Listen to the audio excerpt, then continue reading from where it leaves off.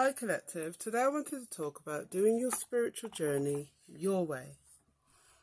Because there is so much talk of people wanting to find teachers, to find guidance. And now obviously I've come to find out along my journey that I have part of my role is being a spiritual teacher and a mentor. But what I do want to say is that your biggest teacher is within you. I, as a teacher, can help to facilitate how you traverse getting to know yourself, how you traverse this spiritual journey, and maybe some prompts and some guidance in using spiritual tools. However, your actual journey, the best teacher is you. And on from you is your ancestors and guides, which you are them and they are you too. So you have to then understand that the voice you should respect the most and try to listen to the most is yourself.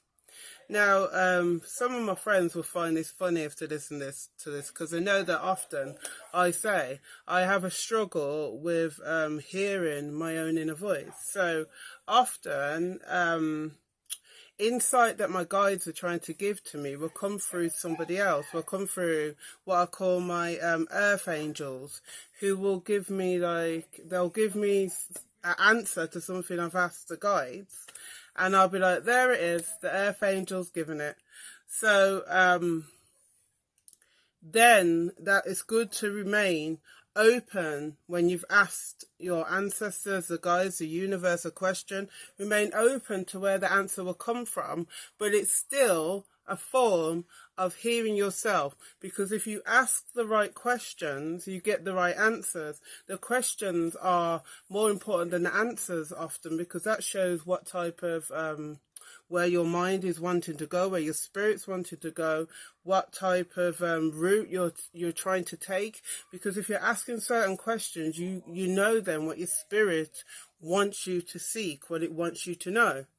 So say you start asking questions about a particular spiritual path, like ether or Kemetic spirituality, and you're looking around and you're asking questions about that. That is like almost a way of telling you that your spirit is triggering you to want to know about that thing. Now, if something you're learning about doesn't feel comfortable, if it feels kind of off, if it feels like no, then you know that's a prompt from inner you or your guides or ancestors telling you that it's not the right path. So it's all about trusting your voice. What is your voice telling you? What type of questions are you asking? Write down what type of things you feel like you want to know. What type of things you feel like you feel drawn to. Now then, you are creating a list or a map that is giving you a clue as to the path you should be following. And any path that you go on can only lead to where you need it or want it to go. A path only leads to one place, unless you go and take another path, a side path, then you're on a different path anyway. So once you decide on a path and you walk it confidently, it will lead to the destination that you want. If at some point that want changes, you simply have to go back to your the way you were creating your map. Ask questions again of your spirit, write them down, and then you see what path you should take alternatively. But what I found for myself is even when my path has changed, it's still an offshoot of where I was. So there was still building blocks and help and information and guidance from the path I was on that helped me in the next path that I take. So then you always know that you haven't made a mistake. I did, I think, like 9-10 months of a year-long Kemetic initiation. I paid my money. I was dedicated. I was doing the work, and suddenly different factors meant that I had to stop.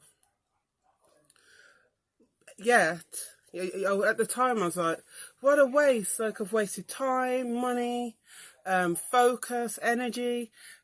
But then, what I'm doing now, what I learned then, a lot of that, the kind of principles and the ideas are able to underpin some of the stuff that I do now for myself and what I'm teaching other people. And now it's not exactly the same, but it gave me a focus and a confidence in what I know, because a lot of things I was taught as well were things my spirit kind of knew, so it gave me the confidence then to be able to explore the idea or explain it to other people. So as you would have worked out, the message today is just trust that inner voice. Trust inner you, because in ancient spiritualities, there was a lot of focus on going within. And going within always sounds like an abstract concept to people. But literally, go within. There's even a powerful technique to do meditation, which is when you close your eyes, turn your third eye within and up to your crown, so that your third eye is not pointing out towards any false light or false understandings. It's inside you. So you could use that same technique to just look within, look what everything looks like within, look what the picture's like, look who you are when you're within.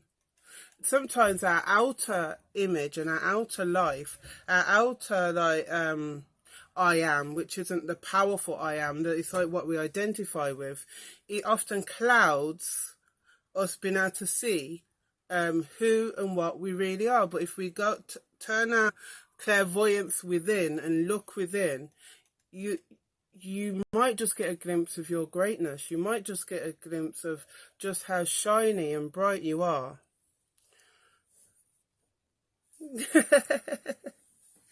So don't be afraid to go and talk to that teacher within.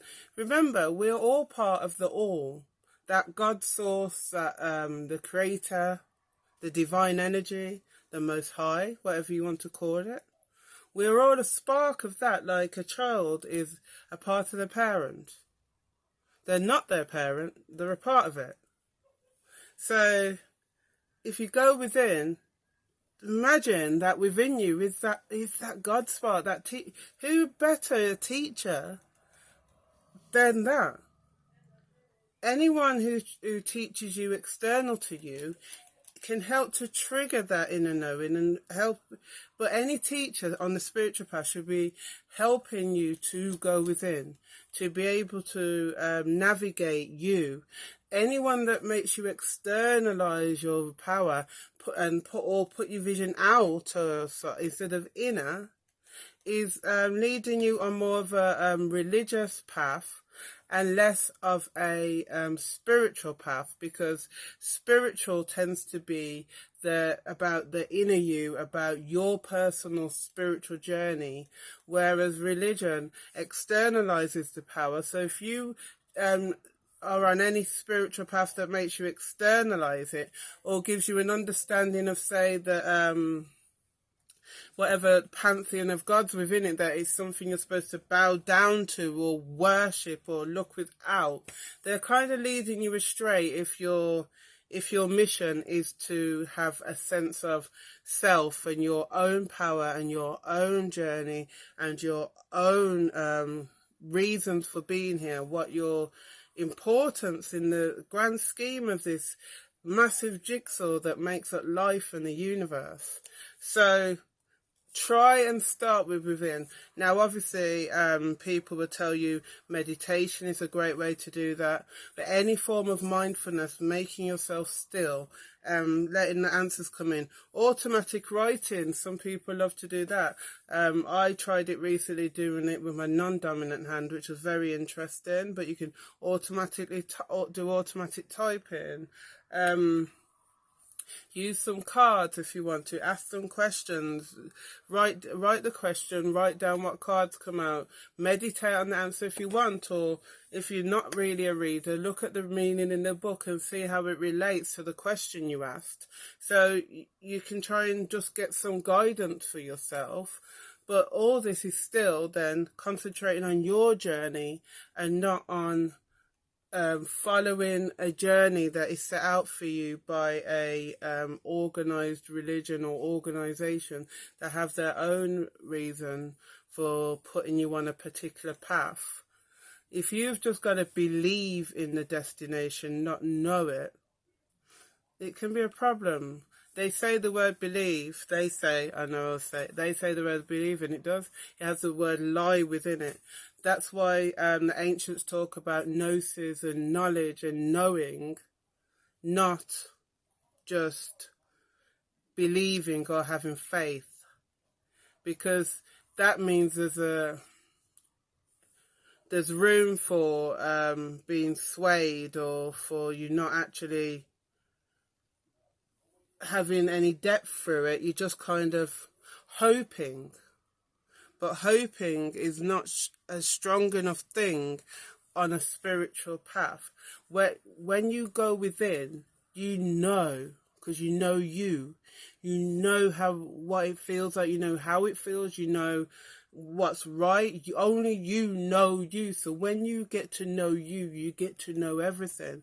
But that's why you've got to forget everything you thought you knew, forget everything you've been programmed with, conditioned with, and go back to a blank slate. And within, who are you without who you were told you are?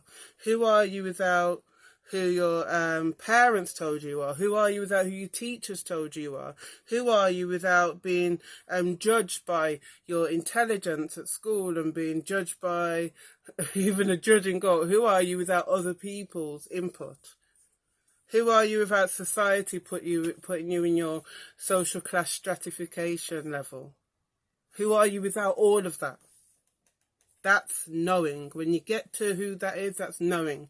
And if you are part of the God spark, which you are, then when you know you, you know God. When you know you, you know the divine.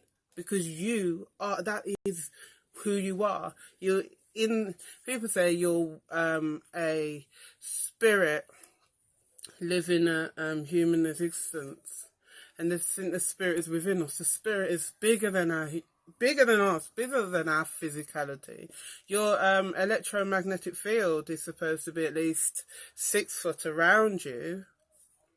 So just imagine how immense you are and how much there is to know. Trust you.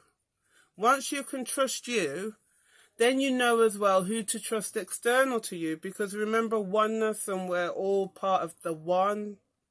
So once you know the real you, it will draw to you other people who are vibrating at that same level, and repel from you people who aren't. And believe me, you will lose friends and you will lose family as you go along this process. It's almost a kind of sacrifice that you have to surrender to, or you will be held back from your increase in vibration because you're not allowing true flow to happen in your life.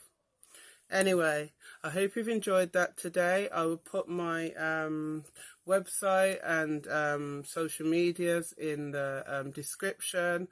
Thank you for everyone who subscribed. If you haven't subscribed already, I hope you decide to. I hope you like, comment, and let me know what you think. Namaste.